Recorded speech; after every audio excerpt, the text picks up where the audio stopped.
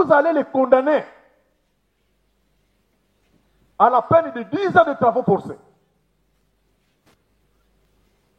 Cette peine de 10 ans de travaux forcés sera assortie de l'interdiction du droit de vote et du droit d'éligibilité pendant 10 ans après l'exécution de cette peine. Vous allez aussi, Monsieur le Président, honorables membres de l'Auguste Cour, l'interdire d'accéder aux fonctions publiques, quel qu'en soit l'échelon. Vous allez aussi les priver du droit à la condamnation ou à la libération conditionnelle et à la réhabilitation.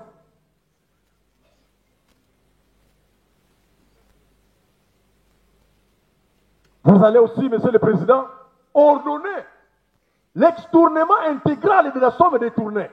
Cet argent-là de 19 millions 900 000 dollars américains doit retourner dans le compte d'où ça venait.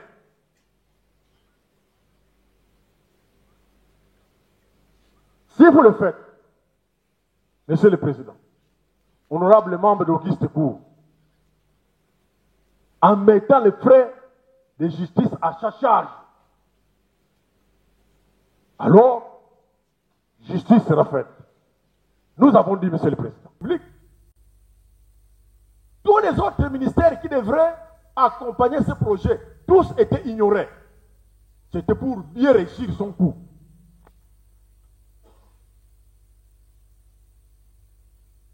Même les préalables qui devraient être accomplis pour évoluer sur cette voie-là, notamment les titres de propriété sur lesquels devraient être construits ces bâtiments, incapables de le produire. Nous sommes dans le domaine des marchés publics. Mais respectez ne fût-ce que les procédures. Commencez par obtenir l'autorisation spéciale de recourir à la procédure de gré à gré pour ces marchés-là de 29 millions de dollars américains, incapables de produire ne fût-ce que l'autorisation. Il veut faire croire au peuple congolais, à travers votre Auguste Cour, qu'il avait l'autorisation. Oui, mais l'autorisation portait sur les marchés de 39 millions, pas les marchés de 29 millions. Les experts qui ont défilé nous ont bien expliqué que lorsque vous avez obtenu une autorisation pour un marché précis, et que par la suite, vous modifiez les termes de ce marché, vous devez rentrer à l'autorisation, à la direction du contrôle des marchés publics, la DGCMP, pour obtenir l'autorisation qui a trait à ces marchés-là. Et quand vous avez cette autorisation, ne faites pas encore. Obtenez l'avis de non-objection. Nous avons déjà expliqué les étapes qui doivent être accomplies pour arriver à se faire une conviction sur ce qui doit être fait. Solliciter l'autorisation spéciale de recourir au marché, à la procédure de gré à gré, pour un marché précis, on vous l'accorde. Vous allez entrer en discussion avec les personnes qui peuvent réaliser ce projet. Vos discussions doivent être sanctionnées par un procès verbal. C'est à ce moment-là que vous préparez un projet de contrat. Après, vous rentrez encore à la Direction générale de contrôle des marchés publics pour solliciter l'avis de non-objection. Quand vous l'avez obtenu, c'est alors que vous allez signer le contrat. Et en ce moment-là, vous pouvez solliciter l'approbation de votre projet à l'autorité compétente. Rien n'a été fait dans le cas du prévenu. Non seulement il n'a pas l'autorisation spéciale de recourir à la procédure de gré à gré pour ces marchés de 29 millions, mais aussi il n'a pas sollicité obtenir l'avis de non-objection. De sorte que même les fameux contrats qu'il produit, mais ce n'est qu'un papier, mais c'est un papier volant, un papier sans valeur. On ne devrait même pas parler d'un contrat s'il était honnête, s'il était courageux, comme il le prétend. Voilà les différents préalables qui devraient être remplis au niveau de la direction du contrôle des marchés publics.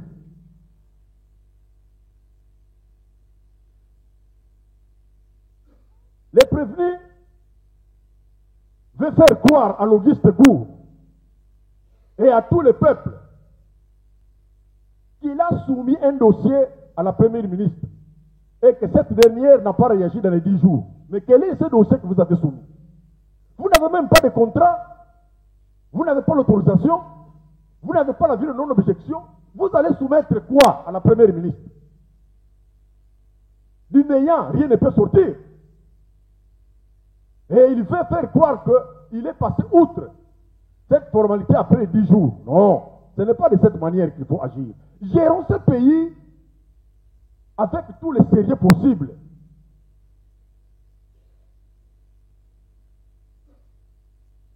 Comme vous n'avez pas pu à remplir tous ces préalables, vous devrez être honnête pour dire que vous n'avez pas de contrat. Vous n'avez pas la vie de non-objection. Et donc, vous ne pouvez pas aller de l'avant. Aller de l'avant signifie quoi? Bon, je me suis passé l'autorisation de l'approbation de la première ministre et je procède au paiement. Mais ça, c'est très grave. Vous ne pouvez même pas penser à payer à qui que ce soit.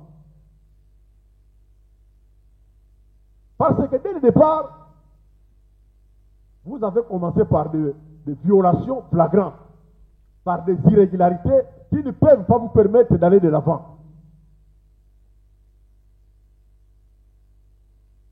Voilà pourquoi la première ministre, par son directeur de cabinet, avait demandé aux prévenus, donnez-moi les éléments qui constituent les dossiers que je dois approuver. On l'a contourné de la manière que nous connaissons. Nous n'irons pas jusqu'à dire que c'est triste, mais en fait, ce sont des choses qui se commettent sur la terre des hommes et que la Cour est appelée à corriger avec la dernière énergie.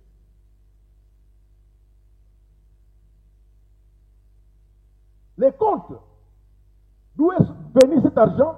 L'expert de la Robank l'a précisé. C'est un compte du ministère de la Justice, Frivao. Donc, un compte qui n'appartient pas aux prévenus en tant que personne privée. C'est un compte de la collectivité, c'est un compte public. Et pour faire décaisser, pour ordonner un virement de ce compte vers un autre compte, nous venons de le dire, nous sommes en train de marteler, premièrement, obtenez l'autorisation du gouvernement. Obtenez les titres de propriété. Là, vous allez bâtir l'édifice public. Obtenez l'autorisation de recourir à la procédure de gré à gré. Obtenez l'avis de non-objection. C'est alors que, quand vous avez rempli toutes ces conditions, vous pouvez alors passer à l'étape suivante. Si votre projet a été approuvé, même dans le paiement, les articles 136, 152 du décret numéro 23/12 du 3 mars 2023 portant manière de procédure publique.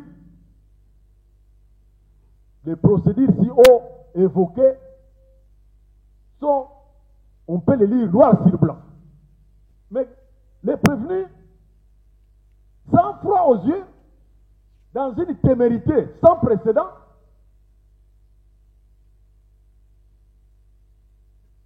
il veut faire croire que ce projet était réalisable. Vous allez réaliser ce projet dans la violation de la loi. Un projet si important qui concerne la collectivité. Vous commencez par violer la loi. Vous commencez par ne pas vous conformer à la loi. Et puis, vous voulez réaliser un projet. C'est ce qu'on appelle la témérité. Pareil comportement. Monsieur le Président, Monsieur le membre de la Haute Cour, consolide l'opinion de la doctrine. Parmi ces conseils, il y a des professeurs de droit. C'est eux qui enseignent que un marché conclu sur base de motifs illicites ou abusivement rattaché est nul. Un expert nous a dit ça. On lui a posé la question. Mais un contrat conclu dans la violation des règles établies par les lois. Quel est le sort de ce marché-là, de ce contrat-là? Il a dit que c'est un contrat nul. C'est l'opinion des doctrinaires, des professeurs qui enseignent les droits, dont le prévenu lui-même, parce qu'il enseigne les droits. Un contrat conclu sur base de motifs illicites ou abusivement rattaché est nul et de nul effet. Nous allons citer par exemple le professeur Jean-Louis Essambo dans son livre Droit congolais des marchés publics dans les éditions L'Harmattan 2016, les pages 109 jusqu'à 110.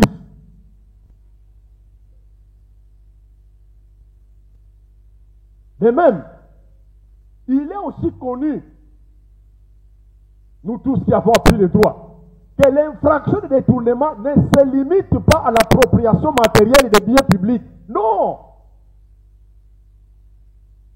L'intention peut être présumée à partir des irrégularités, à partir des contradictions, des comportements irréguliers. Quand quelqu'un qui a appris le droit, qui pratique le droit, qui enseigne le droit, de manière délibérée, escamote les procédures prévues par la loi sur les marchés publics, raconte des mensonges. Non, cette société a une expérience avérée, tant sur le plan national que sur le plan international, dans la construction des immeubles. Mais vous prenez des gens pour qui? Ça, c'est du mensonge. Quand vous vous livrez à un tel exercice, les auteurs disent que ce contrat, ce comportement-là est constitutif d'un détournement. Même la jurisprudence va dans le même sens.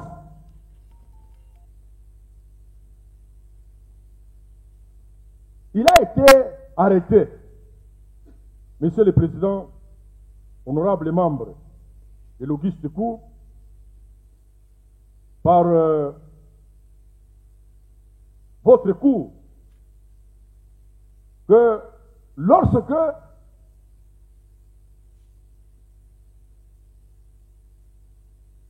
vous vous mettez de manière délibérée à violer les règles établies dans le cadre des procédures de marché public, l'intention de détourner est toujours supposée. Nous allons donner, Monsieur le Président, cette jurisprudence.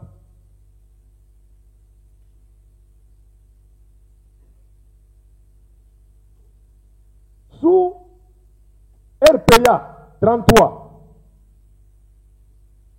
du 21 novembre 1975, publié dans le bulletin 1976 à la page 225, la Cour suprême a arrêté ce qui suit.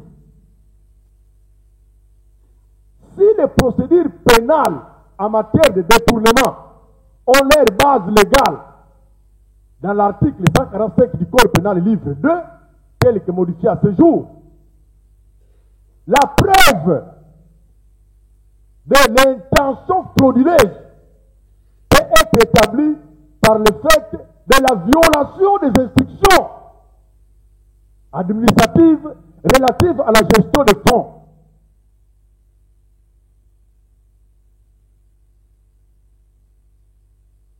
procéder au paiement, la loi dit, pour procéder au paiement, le premier paiement ne doit pas dépasser 30%.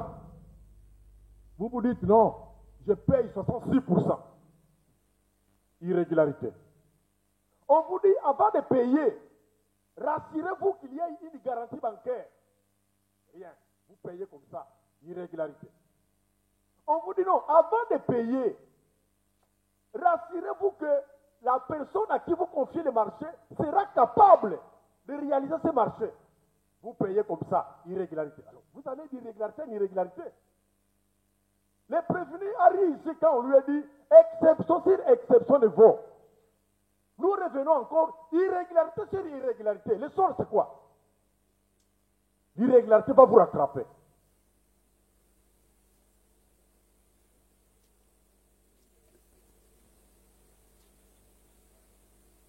Nous avons donné la position de la doctrine, nous avons donné la position de la jurisprudence, même dans nos réflexions réalisées dans le cadre de nos rentrées judiciaires. On ne cesse de marteler sur cette infraction parce qu'on ne joue pas avec le dernier public. L'argent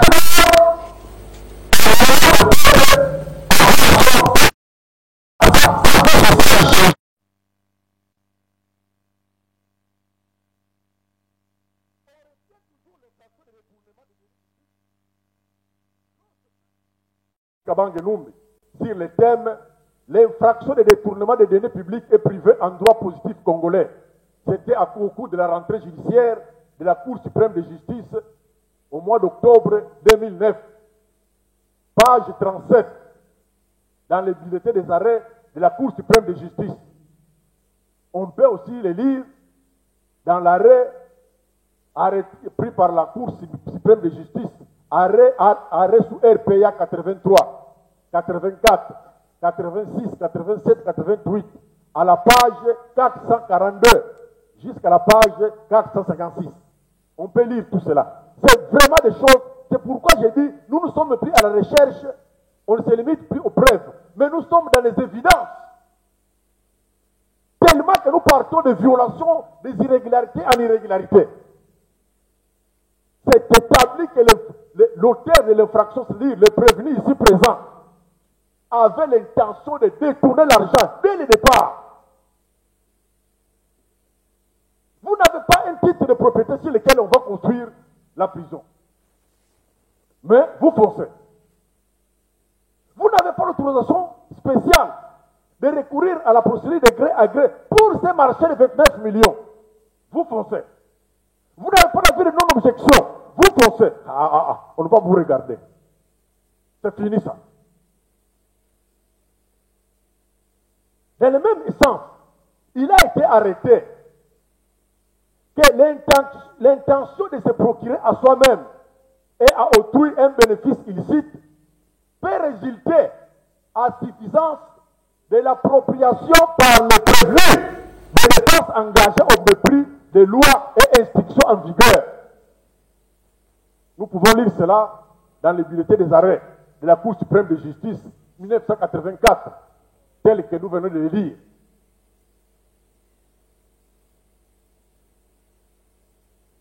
En résumé, Monsieur le Président, et c'est la question que tout le monde se pose. Mais vous parlez du détournement. Quand est-ce que l'infraction de détournement se cristallise? La question devient importante. Nous avons dit que c'est une infraction instantanée. Dès le moment où vous prenez l'argent qui est dans le compte de l'État, vous virez cela ou vous ordonnez le virement dans un compte privé sans respecter les procédures. Dans ces cas-là, et les enseignants de droit, et les praticiens de droit, et les avocats affirment que nous sommes en présence d'un détournement des deniers publics. Rien à faire.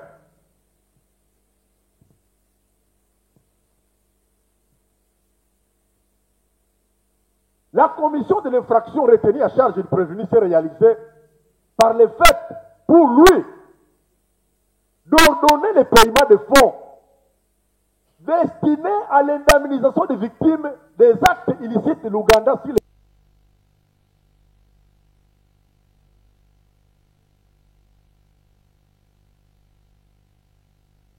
Ça fait peur. L'Ouganda qui nous donne l'argent pour indemniser les victimes. Vous allez affecter ça à autre chose. J'ai confiance à l'Auguste Cour qui va sévir de tels comportements.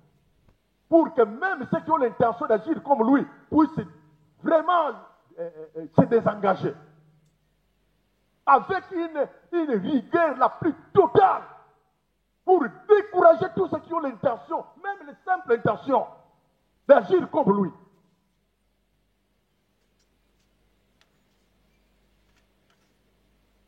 Sans soubassement, les justifiant, les mettant à la disposition de cette société de façade.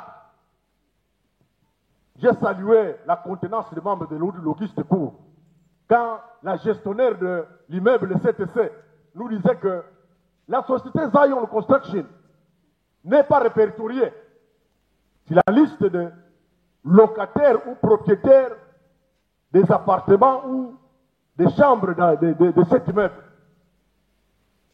Monsieur le Président, honorable membre de la Haute Cour, c'est une société de façade.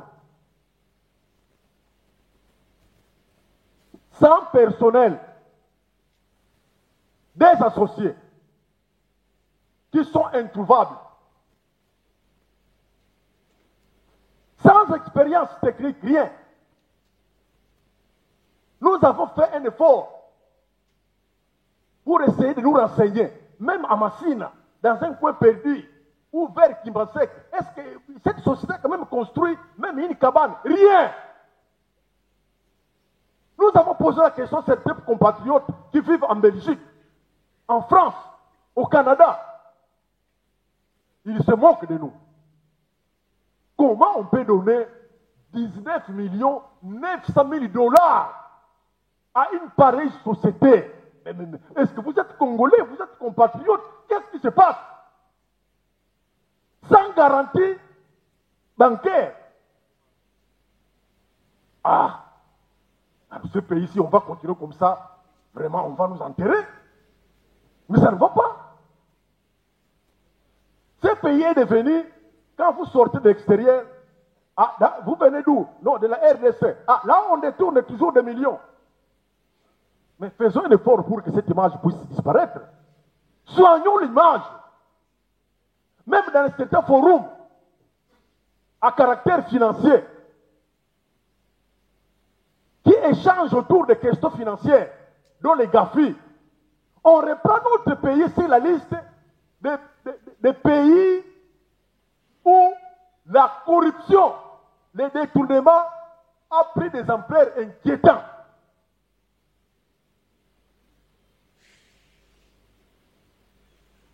De sorte que quand on vous voit, au lieu de vous respecter, les gens vous prennent comme des papiers parce que vous ne savez pas gérer la chose publique. Nous avons tous l'obligation, Monsieur le Président, Monsieur le membre de la Haute Cour, de conjuguer les efforts pour que notre pays sorte de cette image-là, sorte de cette liste noire. Les pays très, très corrompus. C'est grave ça. Ce sont des actes de comportement comme ça qui font que les pays puissent toujours demeurer sur la liste noire.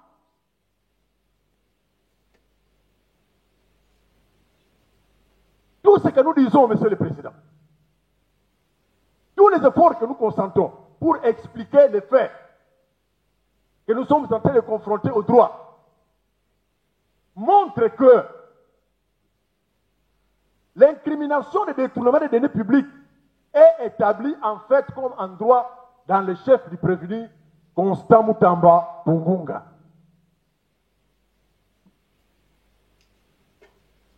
Cette infraction, nous venons de le dire, était cristallisée dès l'instant où il avait signé cet ordre de paiement. L'argent avait quitté les comptes de l'État vers un compte d'une société fictive. On parle de détournement. Avec évidence, s'il vous plaît. On ne discute même pas. Nous sommes devant des évidences.